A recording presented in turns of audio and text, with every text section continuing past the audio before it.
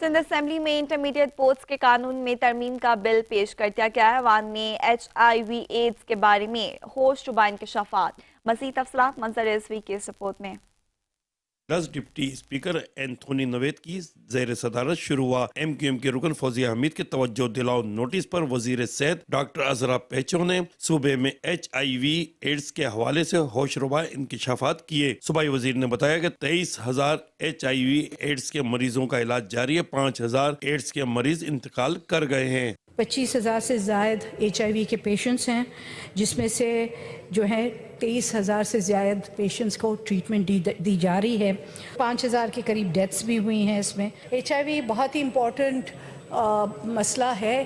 पहले तो लोग समझते थे कि ये वेस्टर्न बीमारी है, लेकिन बहुत तको-दो के बाद ये हमने इसको उजागर किया है कि it's not just a western बीमारी, ये हमारे यहाँ भी बहुत आम हो रही है। वजीर कानून ज़ियाउल हसन लंजार ने सूबे के इंटरमीडिएट बोर्ड्स के कानून में तरमीम का बिल ऐवान में पेश करते हुए बिल कायमा कमेटी के सुपर्द करने की इस्तदा की। I rise to introduce the government bill number 5 of 2025, a bill to amend the Sindh Board of Intermediate and Secondary Education Ordinance 1972.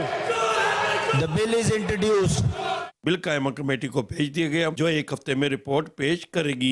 MQM के रुकन आमिर सिद्दीकी ने CEO Karachi water board corporation के खिलाफ तहरीक इस्तिकाक पेश करी। वजीर कानून ने तहरीक की मुखालफत की, जिसकी बुनियाद पर डिप्टी स्पीकर ने तहरीक इस्तिकाक को मुस्तरद कर दिया। कायदे हज़ब इख्तिलाफ अली खुर्शीदी ने दावा किया कि हुकूमत ने MD वाटर बोर्ड को अपोजिशन का फोन उठाने से रोक दिया है। All the existing colonies or model villages are constructed by the Sindh Fisheries Department through Annual Development Program 2006 ta 2010। ये इनका जो महकमा है, इन्होंने मॉडल विलेजेस और कॉलोनीज बनाए 2006 से 2011 तक।